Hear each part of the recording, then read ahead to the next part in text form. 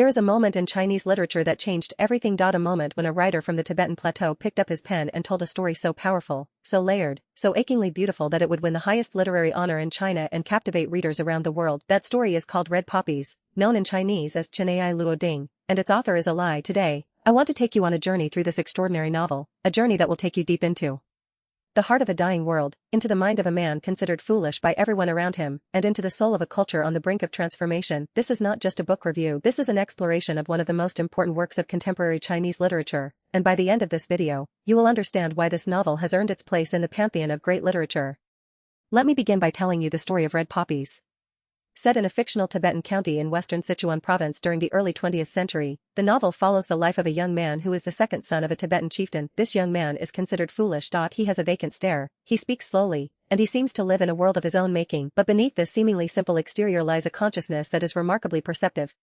While the clever people around him are consumed by ambition, power struggles, and greed, this foolish son sees the truth of things with startling clarity. He watches as his family, his community, and his entire way of life are gradually torn apart by war, political intrigue, and the relentless march of history. The novel traces the rise and fall of this chieftain's domain, showing us a world where ancient traditions collide with modern forces, where the old order crumbles, and where the dust of history finally settles.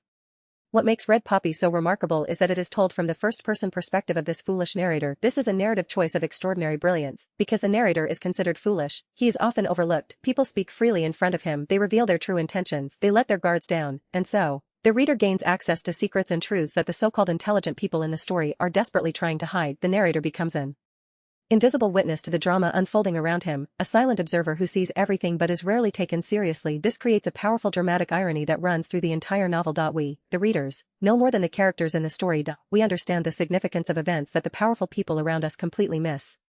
Now let me take you into the world that Alai has created. The setting is a Tibetan chieftaincy, a feudal system that has existed for centuries. The chieftain, our narrator's father, rules over a territory populated by Tibetan farmers, herders, and soldiers. There are fortresses and monasteries, tea houses, and opium dens. The economy is based on agriculture, trade, and the infamous opium trade. Yes, opium plays a central role in this story. The chieftain's domain grows opium, and the profits from opium trade are what keep the entire system running. This is a world where wealth and power are inextricably linked to the drug trade, and where the moral corruption of the economy mirrors the moral decay of the society.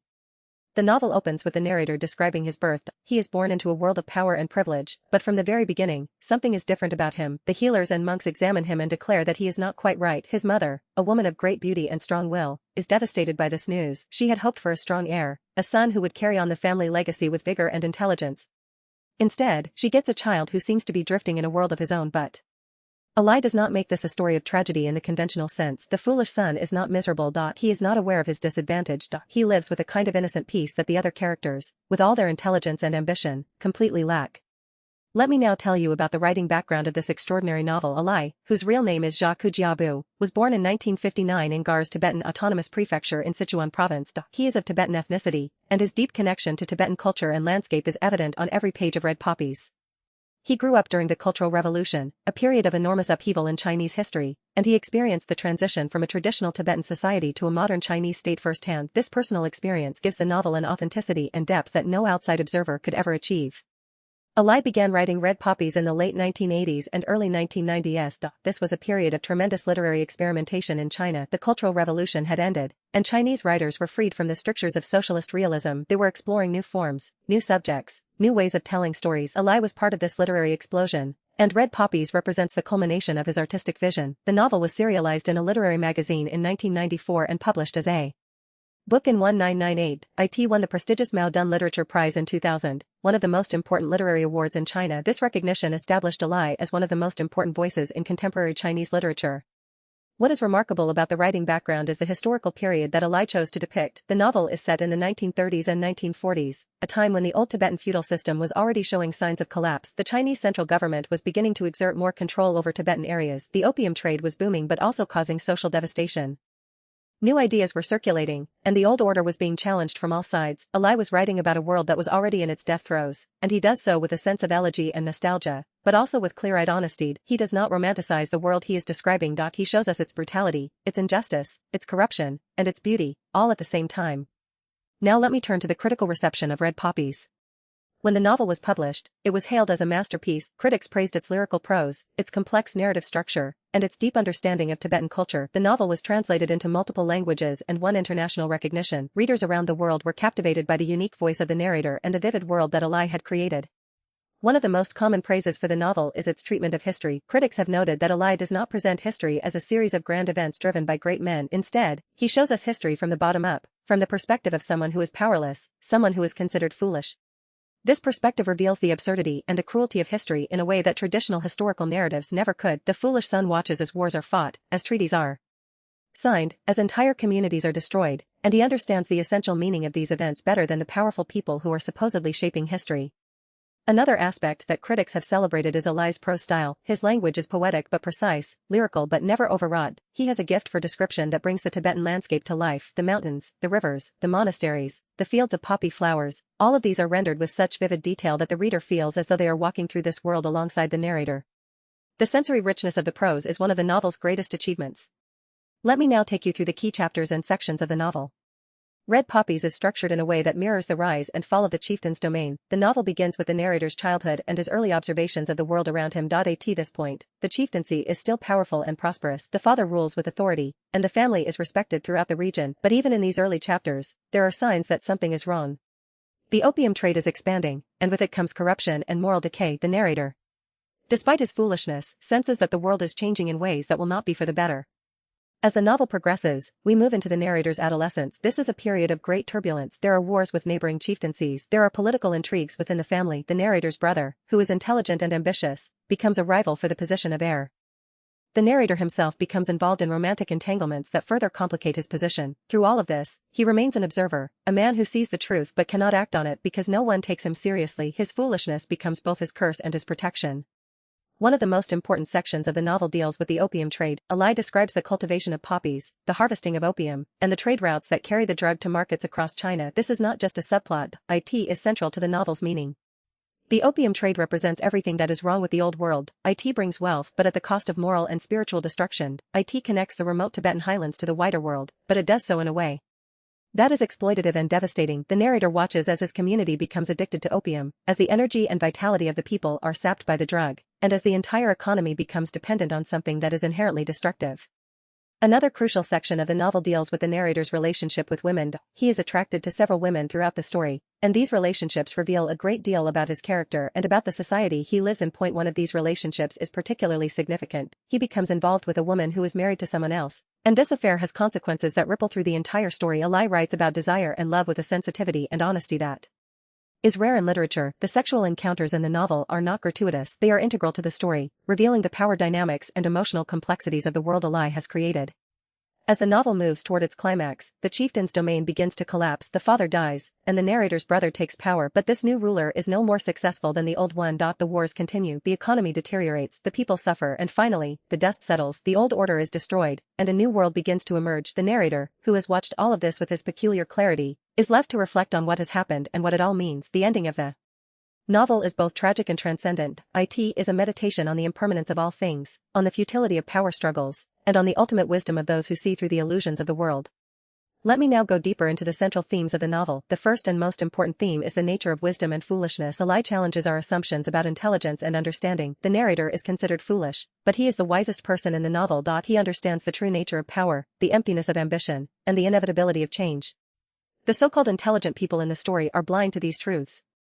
They are consumed by their desires and their schemes, and they cannot see what is happening to them until it is too late. This theme has deep roots in Tibetan Buddhist philosophy, where the concept of the wise fool is a familiar one. The person who appears foolish on the surface may be the one who has achieved the deepest spiritual understanding. A second major theme is the relationship between the individual and history. The narrator is a passive figure in the story. He does not shape events, he does not make decisions that change the course of history, he simply observes and records, and yet, his perspective is the most valuable one in the novel. Alai is making a point about the nature of historical knowledge. The grand narratives of history, the stories told by kings and generals, are incomplete and often misleading. The real truth of history can only be understood from the perspective of the ordinary person, the person who is crushed by the forces of history but who nevertheless sees what is really happening.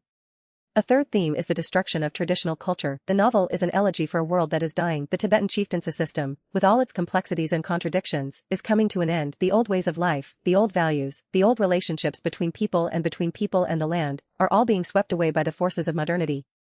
Alai does not simply mourn this loss. He also recognizes that the old world had its injustices and its cruelties. The feudal system was brutal. The opium trade was devastating. The people who suffered most were the ordinary farmers and herders, not the chieftains and their families, and yet, there was a kind of beauty and meaning in the old world that is lost forever. This tension between mourning and critique is one of the novel's greatest strengths. Let me now explore the narrative technique that makes Red Poppies so unique. The first-person narrator is one of the most distinctive voices in all of literature. He speaks in a simple, direct style that belies the depth of his understanding. He often describes events with a kind of childlike innocence, but the reader can see the deeper meaning behind his words. This creates a layer of irony that is both subtle and powerful. The narrator is not trying to be ironic. He is simply reporting what he sees and thinks, but because he is considered foolish, his reports are often dismissed or misunderstood by the other characters, and this is where the irony lies. The reader, who is not fooled by the narrator's apparent simplicity, understands things that the characters in the story do not. Alai also uses the narrator's perspective to create a sense of temporal distance. The narrator is looking back on events that happened in his past. He has the benefit of hindsight, and this allows him to see the significance of events that were not apparent at the time, but he does not always share this knowledge with the reader. Sometimes he describes events with the same limited understanding that he had when they were happening. This creates a narrative texture that is rich and complex, with layers of meaning that reveal themselves slowly as the reader progresses through the story. The novel also makes extensive use of symbolism. The red poppy itself is a central symbol. Poppies are beautiful, but they are also the source of opium, a drug that destroys lives. This duality, beauty and destruction, is at the heart of the novel. The poppy fields are described with sensual richness, but they are also places of death and decay. Similarly, the chieftain's domain is a place of grandeur and power, but it is also a place of violence and injustice. The narrator's foolishness is itself a kind of symbol. It represents a way of being in the world that is outside the normal rules of power and ambition. It is a kind of spiritual freedom that the other characters cannot achieve. Let me now discuss the cultural and historical context that gives the novel its depth. Tibet has a long and complex history, and Alai draws on this history in ways that enrich the novel enormously. The Tibetan chieftaincy system was a form of feudal government that had existed for centuries. It was characterized by a hierarchy of lords and vassals, by a close relationship between the church and the state, and by an economy that was based on agriculture and trade. The opium trade became particularly important in the 19th and early 20th centuries. As demand for opium grew across China, Tibetan chieftains found that they could make enormous profits by growing poppies and selling opium to Chinese traders. This wealth brought them power but also corrupted their societies. The novel also reflects the broader historical context of early 20th century China. This was a period of enormous change. The Qing dynasty had fallen, and China was struggling to define itself as a modern nation-state. The central government in Beijing was weak, and various regional warlords controlled different parts of the country, and the Tibetan areas. The old feudal system was under pressure from both internal forces and external pressures. The Chinese government was trying to extend its authority over these regions, and there were frequent conflicts and negotiations. Alai captures this historical moment with remarkable accuracy, but he does so through the lens of a single family and a single community, which makes the story intimate and personal rather than abstract and political. One of the things that makes Red Poppies so powerful is its treatment of violence. The novel does not shy away from the brutality of the world it depicts. There are battles and massacres, executions, and betrayals, but Alai does not depict violence for its own sake. He shows us the human cost of violence, the way it destroys lives and communities, the way it corrupts the souls of those who perpetrate it. The narrator's detachment from violence is itself significant. He does not participate in the fighting. He does not seek power through force, and this detachment allows him to see the futility of violence in a way that the participants cannot. Let me now turn to the characters in the novel, beginning with the narrator himself. He is one of the most complex characters in contemporary Chinese literature. On the surface, he is simple. He is slow to speak, he seems absent-minded, and he does not seem to care about the things that matter to other people. But beneath this simplicity lies a deep well of perception and understanding. He is not stupid. He is different, and his difference gives him a unique perspective on the world. Alai does not explain this perspective. He does not tell us why the narrator is the way he is. We are simply invited to trust the narrator's vision and to recognize its truth. The narrator's father, the chieftain, is another important character. He is a powerful man, but he is also a flawed one. He is ambitious, ruthless, and obsessed with maintaining his power, but he is also a product of his world, and his flaws are the flaws of that world. Alai does not simplify him into a villain. He shows us the pressures and contradictions that shape the chieftain's character. The father-son relationship is complex and ambivalent. The narrator respects his father but also sees through his father's illusions, and the father, despite his love for his son, cannot accept him for who he is. The narrator's mother is a figure of great beauty and strength. She is devastated by her son's foolishness, but she loves him deeply. Her relationship with her son is one of the most touching elements of the novel. She sees something in him that the rest of the world does not. She knows that he is different, but she also knows that he is good, and this maternal love gives the narrator a sense of worth that he might otherwise lack. Let me now discuss the novel's ending, which is one of the most powerful in Chinese literature. The chieftain's domain is destroyed, the narrator's brother is defeated, the narrator himself is left alone, having survived the collapse of the world he knew, and then, in the final pages, something extraordinary happens. The narrator describes a vision of the future. He sees a new world emerging, a world in which the old hierarchies and power structures have been replaced by something different. He does not know exactly what this new world will be like, but he senses that it will be better, or at least different, in ways that matter. The novel ends with a sense of hope, but it is a hope that is tempered by the knowledge of what has been lost. The dust has settled, but the dust is made of the ashes of everything that once was. One of the most remarkable aspects of Red Poppies is its treatment of time and memory. The narrator is telling his story from a point in the future, and this creates a sense of nostalgia and loss that permeates the entire novel. He remembers the world he grew up in with a tenderness that is heartbreaking. The details of daily life, the smell of the poppy fields, the sound of the monastery bells, the taste of butter tea, are all rendered with such precision and affection that the reader feels the weight of their loss. But Alai does not allow the novel to become sentimental. He balances the nostalgia with a clear-eyed recognition of the problems and injustices of the old world. The result is a work that is both emotionally powerful and intellectually rigorous. Let me now explore the novel's relationship to Tibetan Buddhist philosophy. Alai was raised in a Tibetan Buddhist culture, and the influence of Buddhism is evident throughout the novel. The concept of impermanence, the idea that all things are transient and that attachment to worldly things leads to suffering, is a central theme. The narrator's foolishness can be read as a kind of spiritual detachment. He does not attach himself to power, to wealth, to status, and because of this, he is able to see the world as it truly is. The other characters, who are attached to their desires and ambitions, are blind to the truth. This Buddhist dimension of the novel adds a layer of depth that goes beyond the historical and cultural specifics of the story. The novel also deals with the theme of fate and destiny. The narrator seems to be guided by forces beyond his control. He does not choose his path. It is chosen for him by the circumstances of his birth and the events that unfold around him, and yet, he accepts this fate with a kind of grace that is remarkable. He does not resist, he does not complain, he simply lives his life and observes what happens. This acceptance of fate is another aspect of his wisdom. The other characters fight against the currents of history, and they are destroyed by their resistance. The narrator flows with those currents, and he survives. Now let me talk about the novel's place in the broader context of Chinese literature. Red Poppies is part of a tradition of Chinese novels that deal with history and cultural change. Writers like Lu Xun and Lao Shi explored similar themes in the early 20th century, but they did so from a Han Chinese perspective. Alai brings a Tibetan perspective to these themes, and this gives the novel a unique voice. It is not just a story about China. It is a story about a specific culture within China, a culture that has its own history, its own values, its own relationship with the land and with the divine. This perspective enriches Chinese literature enormously, and it has inspired other writers to explore the stories of China's ethnic minorities. The novel has also been compared to other works of magical realism, particularly the works of Gabriel Garcia Marquez. Like Marquez, Alai creates a world in which the extraordinary is treated as ordinary. The narrator's perspective is itself a kind of magical realism. He sees things that other people cannot see.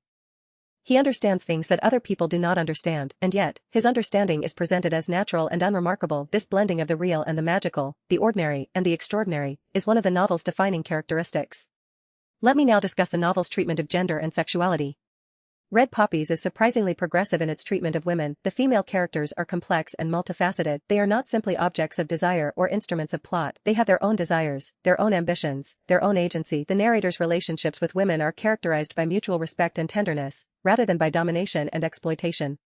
This is remarkable for a novel set in a feudal society, and it reflects Alai's own progressive sensibilities.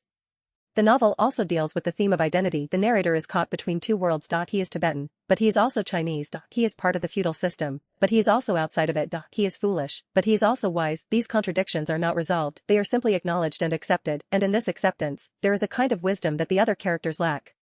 The narrator's identity is fluid and multiple, and this fluidity is a source of strength rather than weakness. One of the most striking aspects of the novel is its description of the natural landscape. Alai writes about the Tibetan plateau with a poet's eye and a naturalist's precision. The mountains, the rivers, the grasslands, the skies, all of these are rendered in vivid detail, but Alai does not simply describe the landscape for its own sake. The landscape is integral to the story. It shapes the lives of the people who live there. It determines what they can grow, what they can trade, how they can travel, and it serves as a reminder of the permanence and indifference of the natural world in contrast to the transience and vanity of human ambition. Let me now talk about the novel's treatment of religion. Buddhism plays an important role in the lives of the characters. The monasteries are centers of learning and spiritual practice. The lamas are advisors and healers. Religious rituals mark the important moments in the characters' lives. But Alai does not present religion as a simple comfort or a set of easy answers. The religious institutions in the novel are also entangled with the political and economic power structures monks and lamas are. Involved in the same power struggles as the chieftains and their families, this complexity gives the novel a realism that avoids both simplistic criticism and naive celebration of religion. The novel also explores the theme of language and communication. The narrator's speech is simple and direct, but it is also ambiguous and open to interpretation. Other characters often misunderstand him, and this misunderstanding is a source of both comedy and tragedy. The gap between what the narrator says and what he means is a recurring motif in the novel. It reflects the broader theme of the difficulty of communication between different worlds, different cultures, different ways of being. Let me now discuss the novel's structure in more detail. Red Poppies is divided into several parts, each of which covers a different period of the narrator's life. The structure is somewhat episodic, with each section focusing on a particular set of events or relationships, but there is also a clear arc of rising and falling action. The novel begins with prosperity and stability, moves through a period of conflict and change, and ends with collapse and transformation. This structure mirrors the life cycle of the chieftain's domain itself, which rises, flourishes, and then falls. One of the most powerful scenes in the novel is the description of a battle. The narrator watches from a distance as the fighting takes place. He does not participate, he does not take sides, he simply observes, and his observations are both clinical and deeply moving. He describes the violence with a detachment that is almost unbearable. The blood, the screams, the broken bodies, all of this is presented without sentimentality or moralizing, and yet, the reader cannot help but feel the horror of what is happening. This scene is a microcosm of the novel's approach to violence and history. It is neither glorified nor condemned, it is simply presented, and the reader is left to draw their own conclusions. Let me now talk about the novel's treatment of economics and trade. The opium trade is central to the economy of the chieftain's domain, but there are also other forms of trade. Tea, horses, salt, and other goods are exchanged between the Tibetan highlands and the lowland markets. These trade routes connect the isolated community to the wider world, and they bring both wealth and corruption. Alai describes the trade networks with great detail, showing us the merchants, the caravans, the markets, and the financial arrangements that make the economy work. This economic dimension of the novel adds another layer of realism and complexity. The novel also deals with the theme of succession and inheritance. The narrator is not the heir to the chieftaincy, his brother is. This creates a tension between the two brothers that runs through much of the story. The brother is intelligent and ambitious, and he is determined to prove himself as a capable ruler, but his intelligence and ambition are also his weaknesses. He is blind to the deeper truths that the narrator sees. And in the end, it is the foolish son who survives, not the clever heir. This inversion of expectations is one of the novel's most powerful themes. Let me now discuss the novel's use of humor. Despite its serious themes, Red Poppies is often funny. The narrator's innocent observations can be hilariously inappropriate. The other characters' attempts to manage or exploit him are often comical. And there are moments of dark humor throughout the novel that provide relief from the heavier themes. Alai does not take himself too seriously, and this lightness of touch makes the novel more accessible and more enjoyable. One of the most important aspects of the novel is its treatment of memory and storytelling. The narrator is telling his story from a point in the future, and he is aware that he is constructing a narrative. He knows that his story is not the whole truth, he knows that other people would tell it differently, and yet, he tells his story anyway, because he believes that it is important. This meta-narrative dimension adds another layer of complexity to the novel. It reminds us that all history is storytelling, that all accounts of the past are partial and subjective, and that the act of telling a story is itself an act of creation and interpretation. Let me now talk about the novel's reception in China and abroad. In China, Red Poppies was both celebrated and controversial. Some critics praised its literary achievements and its exploration of Tibetan culture. Others criticized it for its portrayal of Tibetan feudalism and for its perceived exoticism. The novel was banned for a time, though it was eventually allowed to be published and distributed. Internationally, the novel has been received with great enthusiasm. It has been translated into dozens of languages and has won numerous awards. Readers and critics around the world have recognized it as a work of extraordinary literary merit. The novel has also sparked a broader conversation about Tibetan culture and history in China. It has raised questions about how Tibetan history should be told, who has the right to tell it, and what the relationship is between Tibetan identity and Chinese national identity. These questions are complex and sensitive, and Alai's novel does not provide simple answers. But it does provide a starting point for a conversation that is essential for understanding contemporary China. Let me now explore the novel's treatment of the body and physicality. Alai writes about the human body with a frankness and sensitivity that is remarkable. The bodies of the characters are described in detail, their beauty, their weakness, their vulnerability, their capacity for pleasure and pain. This physicality grounds the novel in the material world and prevents it from becoming abstract or philosophical. The characters are not just minds or spirits, they are bodies, and their bodies are subject to the same forces of decay and destruction that affect everything else in the novel. The novel also deals with the theme of isolation and loneliness. The narrator is isolated from the rest of his community by his foolishness. He is lonely, but he is also free. He is not bound by the social conventions and expectations that constrain other people. This isolation is both a burden and a gift. It allows him to see the world differently, but it also means that he has no one to share his insights with. The other characters dismiss him or pity him, but they do not truly understand him. This loneliness is a deeply human element of the novel that resonates with readers. Let me now discuss the novel's use of prophecy and foreshadowing. Throughout the story, there are hints of the coming collapse. The narrator senses it even before other people do. There are omens and dreams, warnings, and portents that point toward the inevitable end. But Alai does not make the novel deterministic. The characters still have choices to make, and those choices matter. The collapse is inevitable, but the path that leads to it is not predetermined. This tension between fate and free will is another layer of complexity in the novel. One of the most powerful moments in the novel is the death of the narrator's father. The chieftain's death is not dramatic or heroic. It is quiet and almost mundane, but it has enormous significance. It marks the beginning of the end for the chieftain's domain. The father was the glue that held the community together, and without him, the various factions and interests that had been kept in check begin to clash. The narrator watches his father die with a mixture of grief and relief, and this ambivalence is deeply human. Let me now talk about the novel's treatment of childhood and innocence. The narrator's childhood is a significant part of the story. Alai describes it with warmth and affection, showing us a world of play and exploration, of curiosity and wonder. But this childhood is also marked by the awareness of difference. The narrator knows that he is not like other children. He knows that he is not expected to achieve the things that other children are expected to achieve, and this awareness shapes his development in ways that are both painful and liberating. The novel also explores the theme of education and knowledge. The narrator is not educated in the formal sense. He does not attend school or study the classics, but he learns from his observations of the world around him. His education is experiential rather than academic, and it is this education that gives him his wisdom. Alai is making a point about the nature of knowledge itself.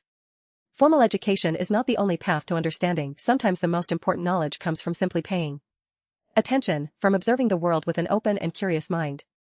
Let me now discuss the novel's treatment of war and conflict. The novel depicts several wars and conflicts, and Alai does not romanticize any of them. War is shown as brutal, pointless, and destructive. It destroys lives, it ruins communities, it corrupts the souls of those who participate in it. But war is also a force of change. It destroys the old order and makes way for the new.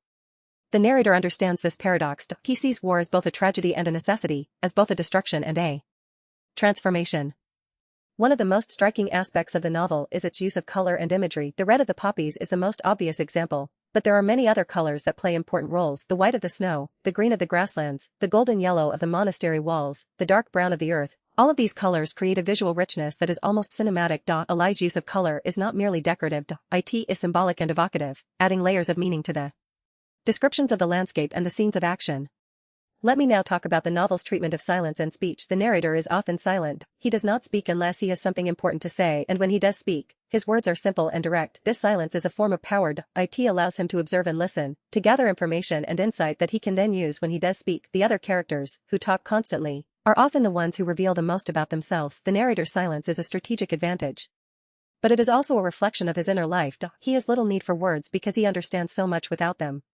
The novel also deals with the theme of landscape and territory. The chieftain's domain is defined by its boundaries, the mountains, the rivers, the valleys that separate it from neighboring territories. These boundaries are both physical and political. They define who belongs and who does not, who has power and who does not, but they are also porous and unstable. Trade routes cross them, wars spill across them, people move across them. The novel shows us that these boundaries are artificial constructs, and that the world is more interconnected and more fluid than the chieftains and their advisors would like to admit. Let me now discuss the novel's treatment of death and mortality. Death is a constant presence in Red Poppies. Characters die throughout the story, and their deaths are described with a matter-of-fact realism that is both haunting and beautiful. Alai does not shy away from the physical reality of death. He describes the process of dying, the reactions of those left behind, the rituals and customs that accompany death, but he also shows us the acceptance of death that is characteristic of Tibetan Buddhist culture. Death is not an end but a transition, a passage from one state of being to another. This acceptance gives the novel a sense of peace and dignity in the face of mortality. One of the most powerful elements of the novel is its portrayal of community and social relationships. The chieftain's domain is a close-knit community, and the relationships between its members are complex and nuanced. There is loyalty and betrayal, love and hatred, cooperation and competition. Alai depicts these relationships with a psychological depth that is remarkable. The characters are not types or archetypes. They are fully realized human beings with their own motivations, fears, and desires. Let me now talk about the novel's treatment of wealth and poverty. The chieftain's domain is wealthy, but that wealth is unevenly distributed. The chieftain and his family live in luxury, while the ordinary people struggle to make a living. The opium trade brings great riches, but those riches are concentrated in the hands of a few. Alai does not simply condemn this inequality. He shows us its complexities and its consequences. The wealth corrupts the powerful, but it also creates dependencies and resentments among the poor. The system is unstable, and its instability is one of the reasons for its eventual collapse. The novel also explores the theme of language and translation. The narrator speaks Tibetan, but the novel is written in Chinese. This linguistic dimension adds another layer of complexity to the work. Alai is bridging two linguistic and cultural worlds, and he does so with remarkable skill. The Chinese prose of the novel is infused with a Tibetan sensibility, and the result is a voice that is both familiar and strange, both accessible and exotic. Let me now discuss the novel's treatment of time and temporality. The novel operates on multiple temporal levels. There is the time of the story, which unfolds over several decades. There is the time of the narrator's memory, which is selective and subjective, and there is the time of the reader, which is experienced in the present moment of reading. Alai plays with these different temporalities, creating a narrative texture that is rich and layered. The past is always present in the novel, and the present is always haunted by the past. One of the most remarkable achievements of Red Poppies is its ability to be both deeply specific and universally resonant. The novel is rooted in a specific time, place, and culture. It is about Tibet, about the Tibetan chieftaincy system, about the opium trade in early 20th century China, and yet, its themes are universal. It is about power and powerlessness, about wisdom and folly, about change and permanence, about life and death. Readers from any culture or background can find something meaningful in the novel. This universality is the mark of great literature. Let me now talk about the novel's treatment of nature and the environment. The natural world is not just a backdrop in Red Poppies. It is an active participant in the story. The mountains, the rivers, the animals, the plants, all of these have their own agency and significance. The people in the novel are dependent on the natural world for their survival, and they respect it even as they exploit it. But the novel also shows us the consequences of exploitation. The opium fields degrade the land. The deforestation for fortifications and fuel damages the environment. The novel is, in a sense, an ecological warning, a reminder that human activities have consequences that extend far beyond the immediate moment. The novel also deals with the theme of dreams and visions. The narrator has dreams throughout the story, and these dreams are often prophetic or symbolic. They reveal truths that the narrator is not consciously aware of. Alai uses dreams as a narrative device to add depth and complexity to the story. They connect the conscious and unconscious minds of the characters, and they blur the boundaries between reality and imagination. Let me now discuss the novel's treatment of music and sound. The sounds of the Tibetan landscape are described throughout the novel. The wind, the water, the bells, the chants, the animals, all of these create a soundscape that is rich and evocative. Music and song are also important in the lives of the characters. They mark the important moments, they express the emotions, they connect the people to their cultural heritage. Alai's attention to sound adds another sensory dimension to the novel, making it even more vivid and immersive.